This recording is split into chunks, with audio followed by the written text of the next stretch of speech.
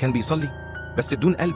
القصة دي ممكن تكون قصتك، بس قبل ما احكي لك صلي على النبي واضغط لايك واشترك فورا، عشان اللحظة اللي هتسمعها دلوقتي ممكن تغير كل حاجة.